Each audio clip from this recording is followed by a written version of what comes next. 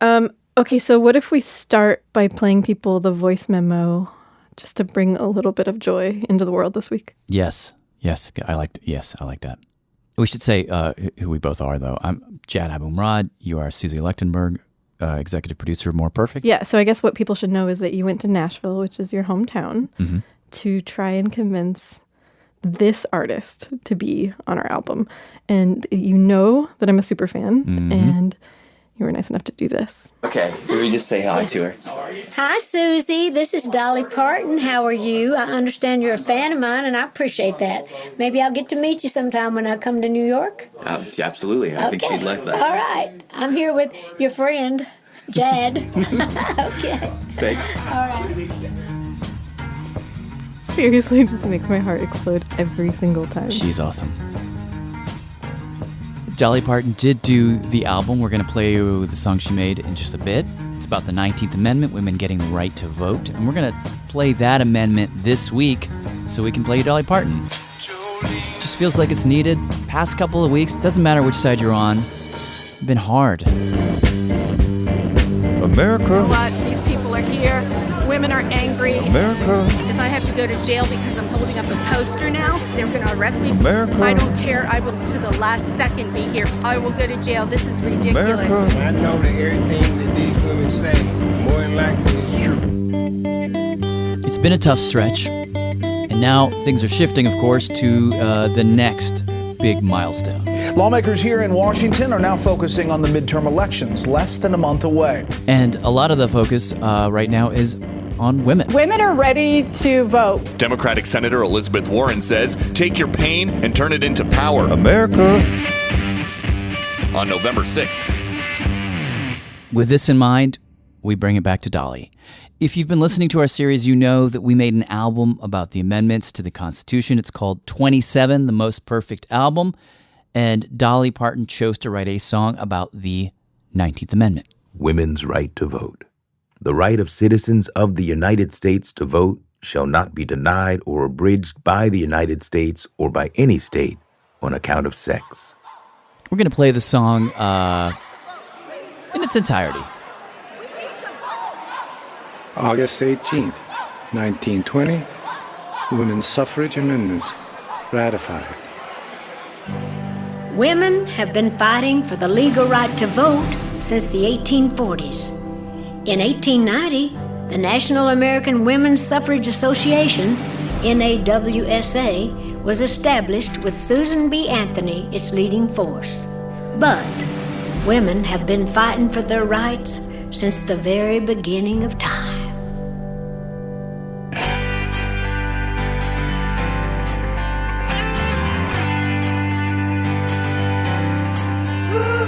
First they said we couldn't dance, then said we couldn't drink. And unless some man allowed it, they said we couldn't think. They said we shouldn't speak till we were spoken to. Well, there was just so much back then we weren't allowed to do. But the first bite of that apple, I guess, revealed the truth. That's when Eve got smart, and that's why Adam don't like fruit. But that old tree of knowledge had some limbs that broke. We had to fight for women's rights. They said we couldn't vote. It is the duty of the women of this country to secure for themselves the sacred right to vote. We carried signs, we cursed the times, marched up and down the streets. We had to fight for women's rights, wore blisters on our feet. We got tired of seeing all our dreams go up in smoke. Burdens more than we could tote, having lies crammed down our throats. But that old dam finally broke when women finally got the right to vote. We want to vote. We want to vote. They said a woman's place was staying in her hut, washing, cooking, cleaning, wiping babies' butts. They said she'd never see the day we'd equal up to them. But here we are, we've come so far, I guess we sure showed them. The first bite of that apple, I guess, revealed the truth. That's when Eve got smart, and that's why Adam don't like fruit.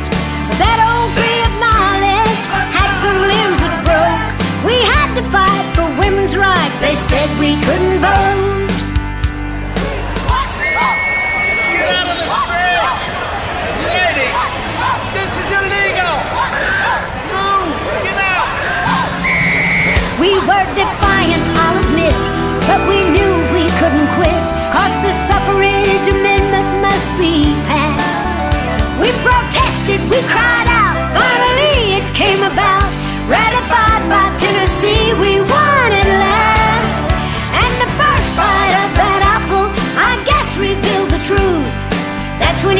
not smart, and that's why Adam don't like fruit.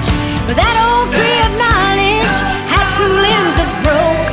We had to fight for women's right. We won the right to vote. They thought we were a joke. They tried to dash our hopes with every word they spoke. They tried to revoke a woman's right to vote. But we made it! And on August 18th, 1920, Women's Suffrage Amendment was ratified.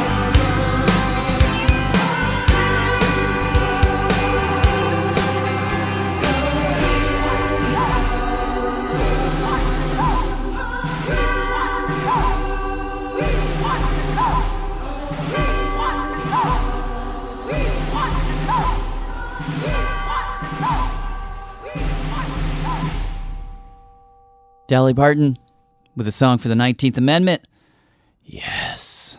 I think what is implicit in her lyrics there, such good wordplay in those lyrics, but I think what is implicit in what she's writing about there is just what a struggle it was, not just to get to the point of having a 19th Amendment, but to get the amendment itself ratified.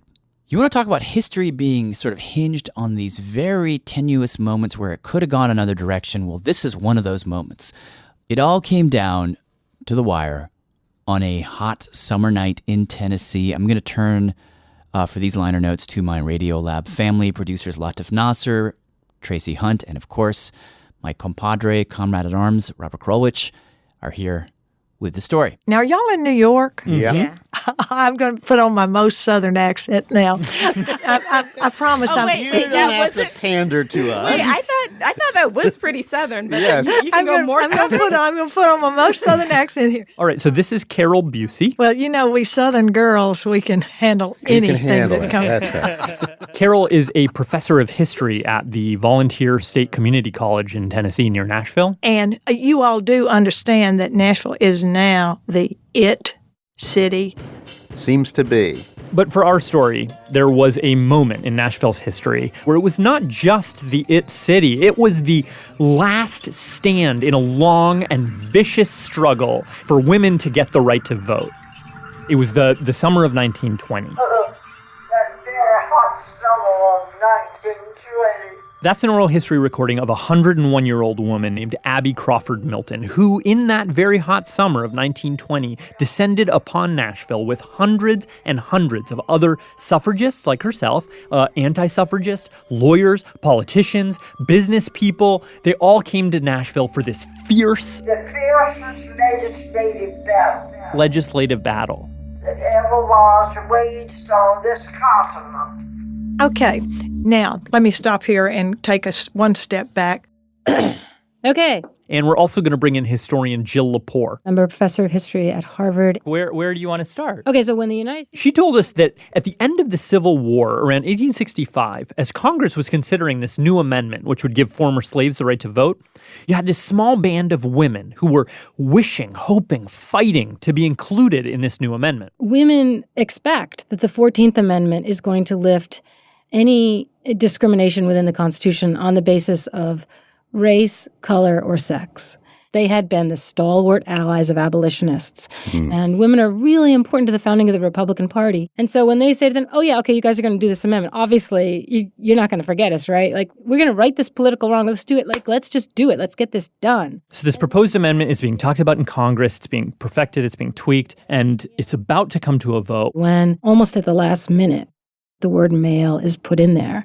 Amending the amendment so that only men can vote. And it's the first introduction of the word male into the Constitution. So not only does the 14th Amendment fail to guarantee women their citizenship and the rights that come and privileges that come with citizenship, it specifically excludes them. Oh, what a betrayal. That's right. We're starting back at square one. So, now... At that point, some women are like, God damn it. Like, all right, we're just going to go vote. And so, for instance... A woman named Virginia Minor actually tries to vote. They won't let her. Goes to the Supreme Court. I guess you won't be surprised to hear. Are you on the edge of your seats? What did the Supreme Court... Oh no, what are they going to do? I can't wait to know. It's a cliffhanger.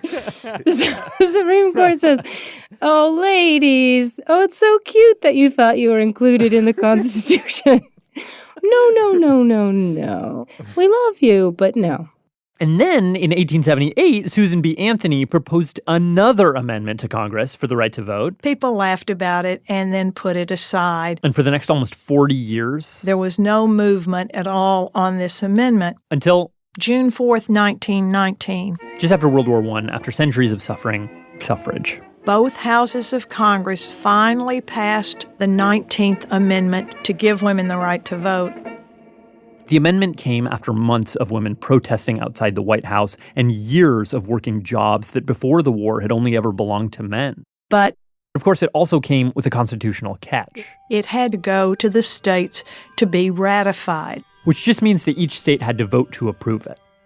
This is something that's, just to break in, that's sometimes a bit hard to grasp.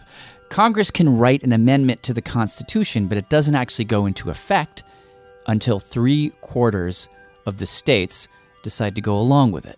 3/4 of the state legislatures have to ratify the amendment. And how many states would that be? Well, 36 in this particular instance had to vote for it. Now, right off the bat, they got Wisconsin, Illinois, Michigan, and then after that, it's just like dominoes. You get state after state after state. But then we got to 35 states, and it stopped. It just got stuck at 35 states. Now, knowing that the suffragists were only one vote shy, the anti-suffragists beefed up their campaign, which made it just harder and harder to get that final state. It was looking grim. Until there was one state, just one state, that seemed like it might be teetering. And so, August of 1920, Nashville, Tennessee, legislators from all over the state start arriving at Union Station. They're just immediately greeted by both pro and anti-suffragists. Trying to pin either a yellow or a red rose on their lapel so everybody across town would know which side they stood on. That was Tom Vikstrom. He's the unofficial historian of the very place these legislators were headed. The most fashionable place in town. The Hermitage Hotel. Picture the lobby during the month of August, swarming with people, both pro and anti-suffrage. Women cooling themselves with palm leaf fans. And, of course, no air conditioning. Men smoking cigars. Yes, a lot of smoking politicians. And on the second floor mezzanine, you have the headquarters of the anti-suffragists. And it's actually worth noting that a lot of the anti-suffragists were women. Campaigning actively against the right to vote. They think it's going to reduce, in some ways, their moral authority within the household. Women belong only in private life, not in public life. Public life is demeaning and it's besmirching. So on the second floor, you had the antis. And then on the third floor, suite 309, you have Carrie Chapman Catt, the leader of the pro-suffrage side. She had no children and her husband had died. She had devoted all of her energies towards this one goal of getting women the right to vote. So she's the big Washington, the Bigfoot from Washington. She is really much like a general. Both groups are there because this hotel is just a few blocks away from the State House, and they are trying to convince as many Tennessee legislators as they possibly can to come over to their side. There was all kind of hijinks and, you name it, eavesdropping. The antis would send the legislators fake telegrams. Saying, come home, your wife is died. Or fake phone call messages. Come home, your child is at the point of death. So the suffragists are running around trying to stop these legislators from leaving town. Meanwhile, there's a room back at the hotel called the Jack Daniels Room, where there was some Jack Daniels being dispensed by the anti-suffrage people. And supposedly pro-suffrage legislators could be heard through the hotel walls singing anti-suffrage songs. Tennessee is supposed to be dry, and yet the antis are flagrantly violating prohibition by having these events in which the liquor flows quite well. So all the members that they could get drunk, they took our votes away from us. The closer and closer they got to the final day of voting, it became apparent that people who had come to town saying they were in favor of ratifying this amendment, who had been wearing yellow roses, started wearing red roses. Red roses, if you remember, were worn by the side that didn't want women to get the right to vote, the antis. Yellow roses were worn by the side that did. And on the morning of the final vote, there had been so many red roses to yellow roses to yellow roses to red roses, flip-flopping, floppity-flipping around, that by this point, no one had any idea what was going to happen. That's exactly right. Let me just stop you here for a second. Sure. Is it now clear to everybody that if the legislature of Tennessee passes this, that it will become part of the U.S. Constitution? Oh, absolutely. Absolutely. You know, you didn't have any cushion states that you could go to, Nevada next. There were no cushions. It's now or it's going to be a long time. And finally, it's going to happen one way or another on August the 18th. So the morning of the vote, the hotel starts emptying out. Everyone heads over to the state capitol. But Mrs. Catt? Because she was going to be looked at as an outside agitator. She decided to stay behind. In the state capitol, in the House chamber. It's hot and humid. And the room is packed. The 96 legislators are settling at their desks, and above them, in the gallery around the top of the House chamber, stand the suffragists. They are there along with the anti-suffragists, and you can be assured that both sides have their little pads and are counting the votes. And as they look at the roses, there are 48 yellow roses and 48 red roses. Oh, man. And are these roses reliable? I mean, can you... supposedly. If you're wearing a red rose, you're going to vote against it. So before the voting even begins, they can see that we've lost. Because you have to have a majority. Yeah. And the Speaker of the House, he had initially supported suffrage, but he's really on the side of the antis by this time. And before they really start the vote, he actually steps down on the floor to give a speech against ratification of the amendment. Wow. So, there's another letdown, right. It's lost, we've lost. And 2 blocks away, in suite 309 of the Hermitage Hotel, sits Carrie Chapman Catt. She was very nervous about what was going to happen. So what's she going to do? She said, there is only one thing left to do. We can pray. Huh.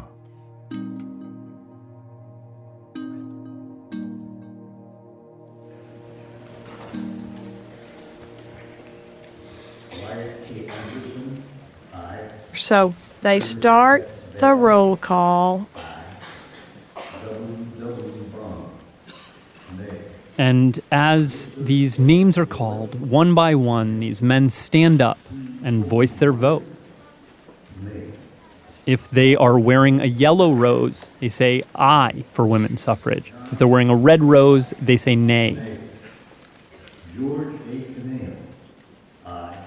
And among these legislators sits a young man. Harry T. Byrne, a Republican legislator from Nyota, Tennessee. At 24 years old, he's the youngest legislator in the House. Small man, little glasses. With a serious face. The air is tense and still. Until Harry T. Byrne. The young man stands from his desk, a red rose in his lapel.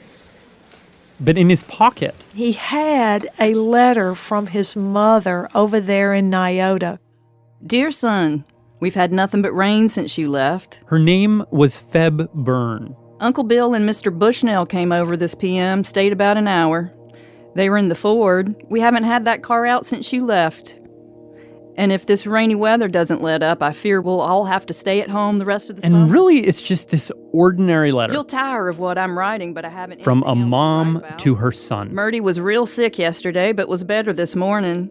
She's been complaining all summer. But tucked into all of those mundane details about life in Nyota, there was this little motherly dig.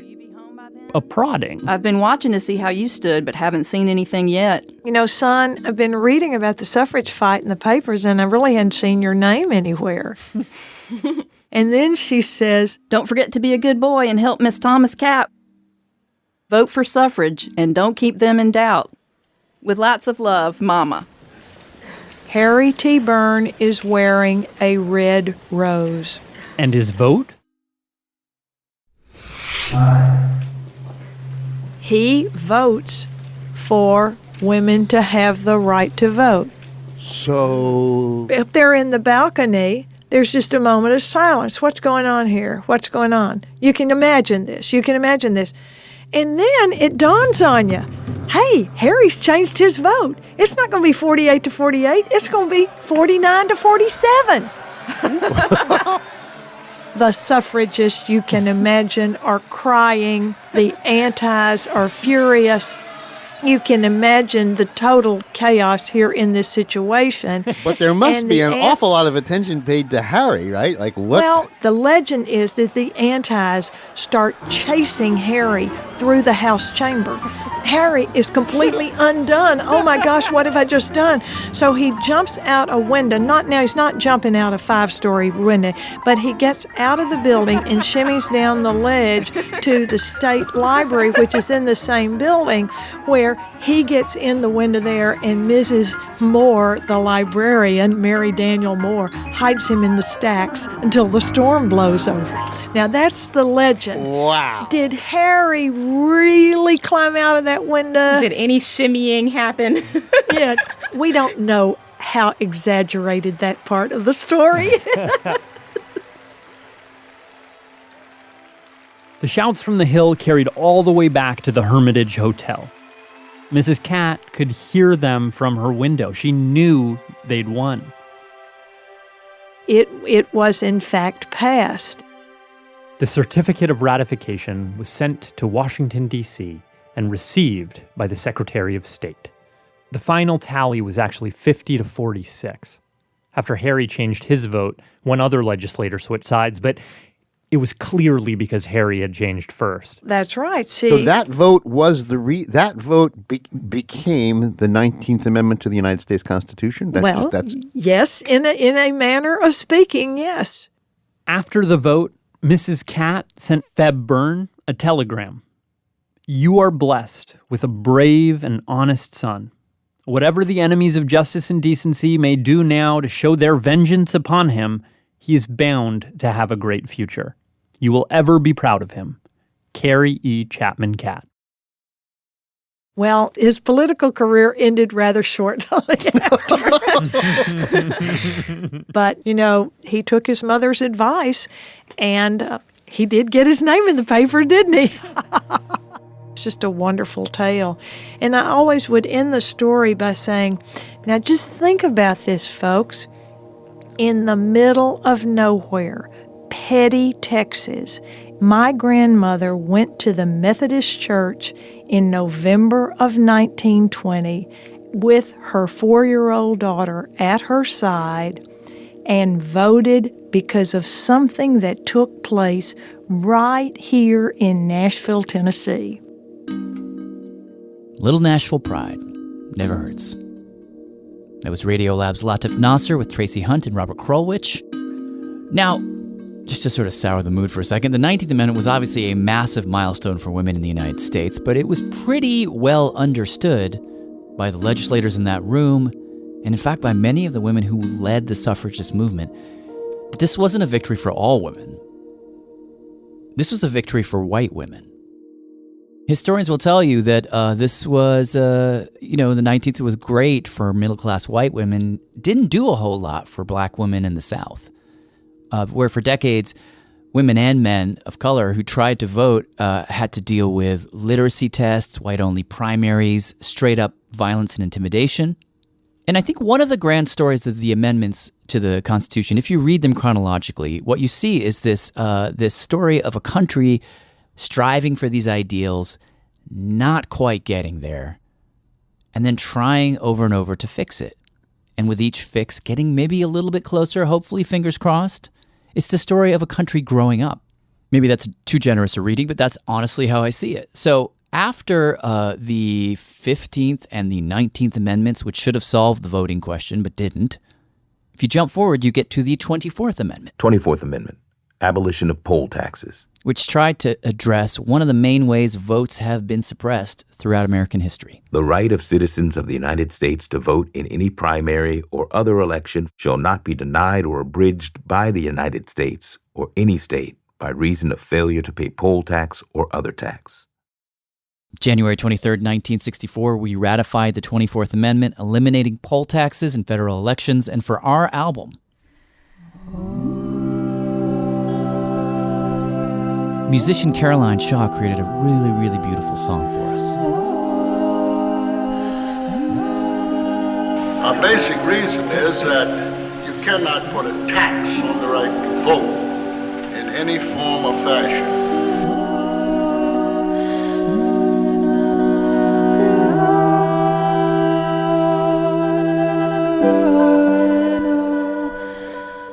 So these elections are coming up all the time, and every day that the poll tax remains in effect, it continues to disenfranchise voters and people who would like to express their views on governmental affairs in the state.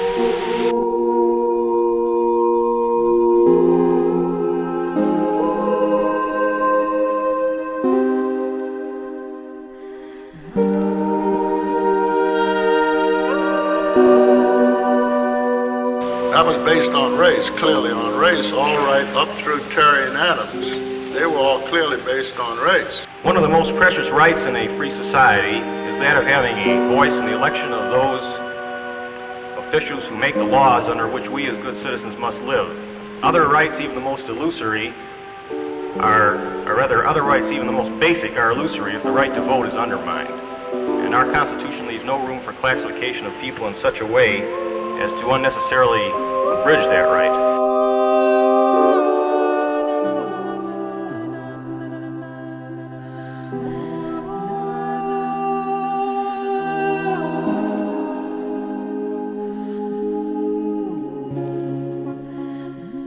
It's appellant's position that voting is the highest form of political expression.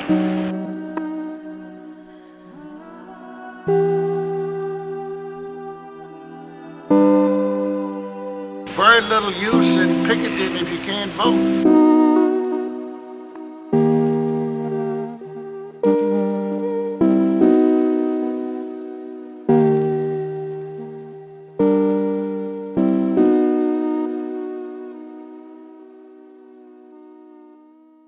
That was Caroline Shaw with a song about the 24th Amendment.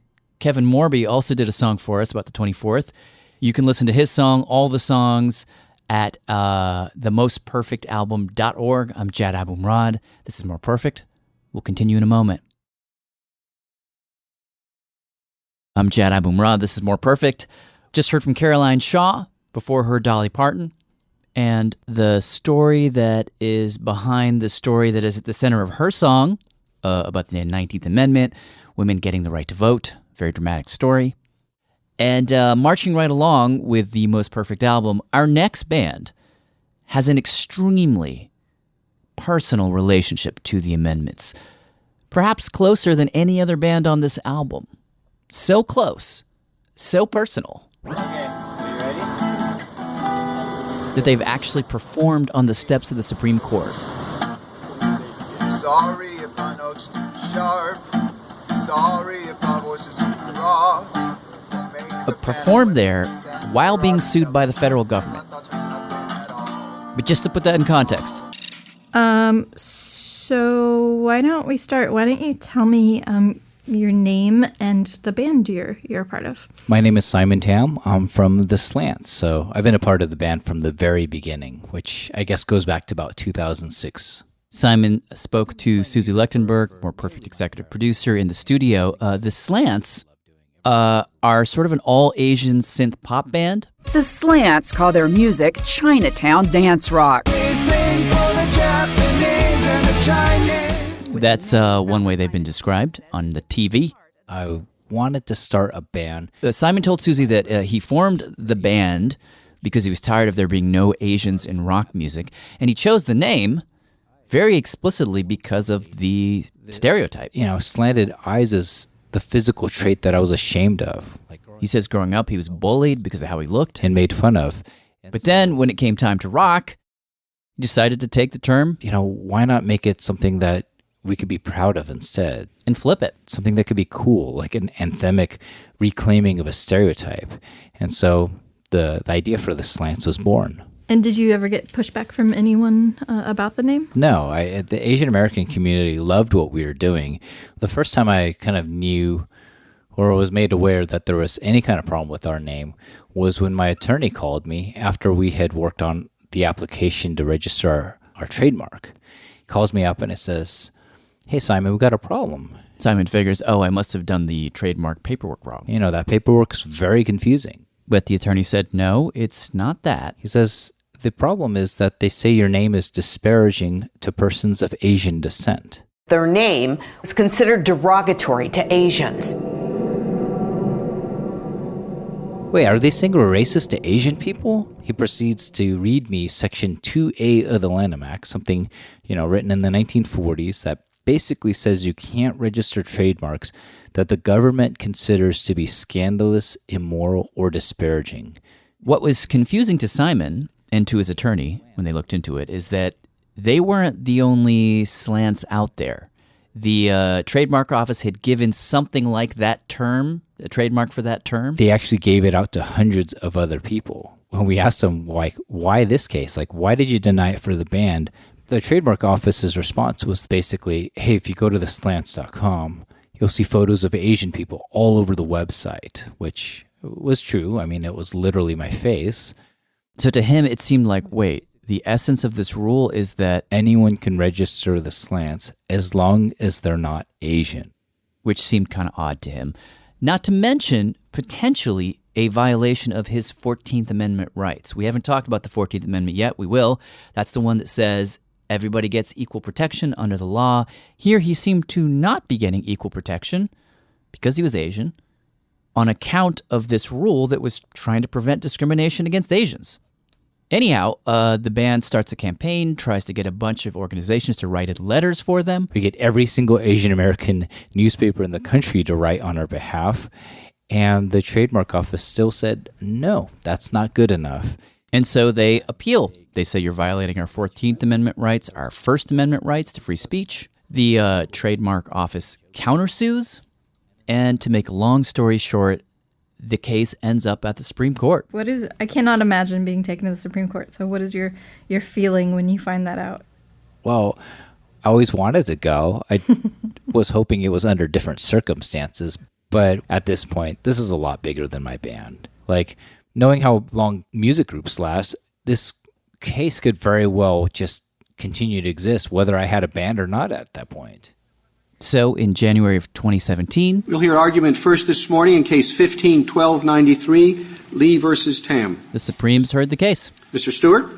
Thank you, Mr. Chief Justice, and may it please the Court. And Simon and his bandmates were right near the front. What were the oral arguments like? Well, the oral arguments were extremely surreal. When a person uses as his mark words that have other meanings in common discourse, it will distract the consumer from the intended purpose of the trademark qua trademark. It was a room full of non-Asian people arguing about what was offensive to Asian people. These words are known to cause harm, to cause controversy.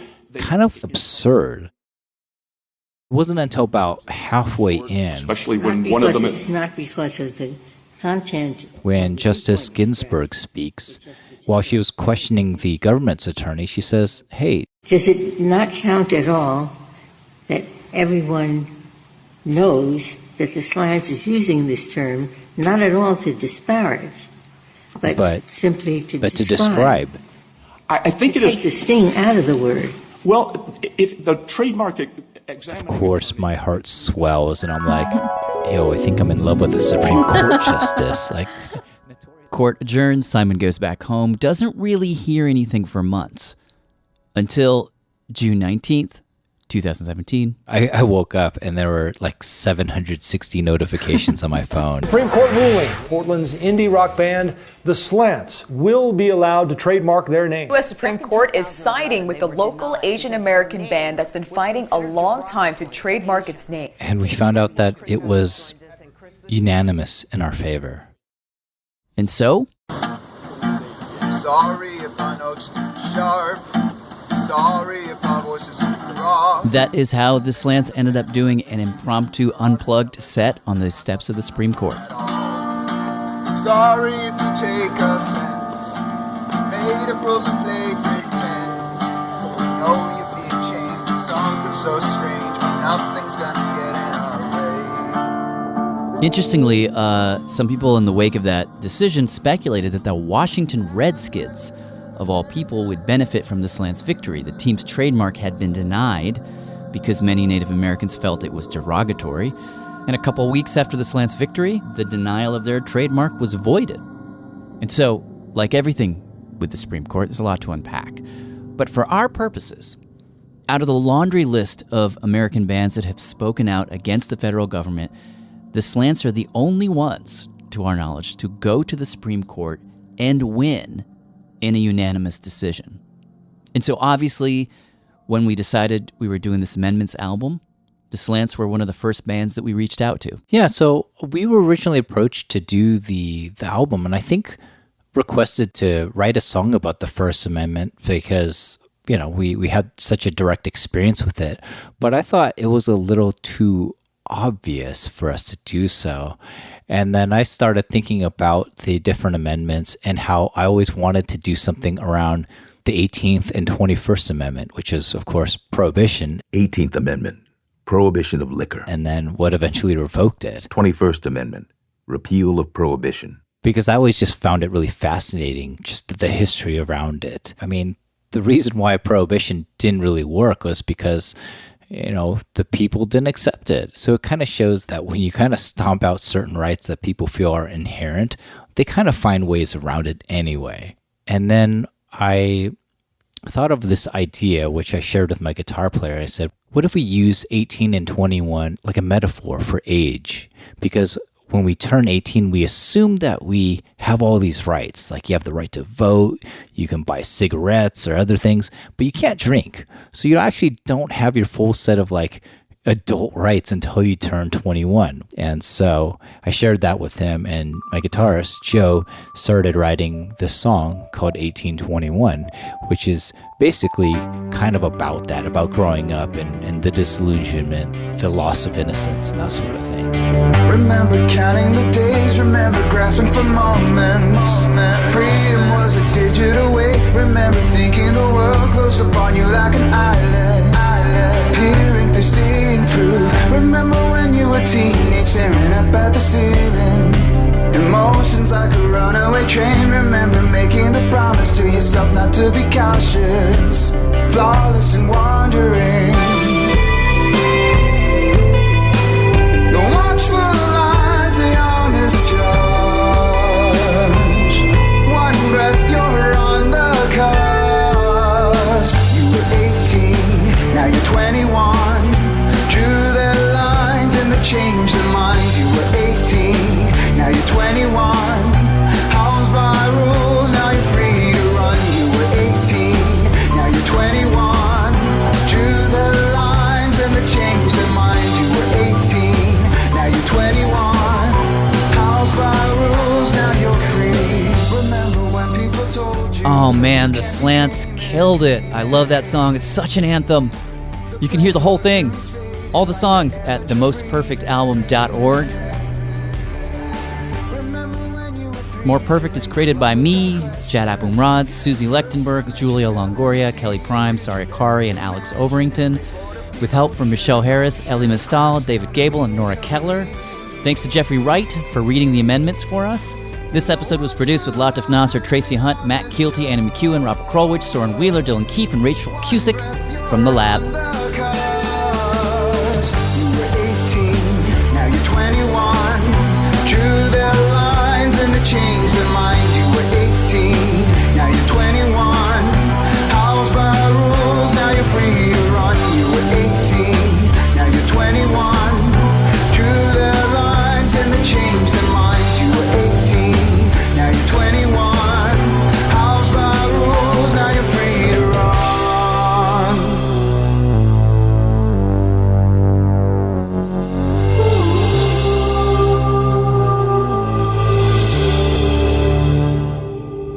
back soon with stories and songs about the 13th, 14th, and 15th Amendments.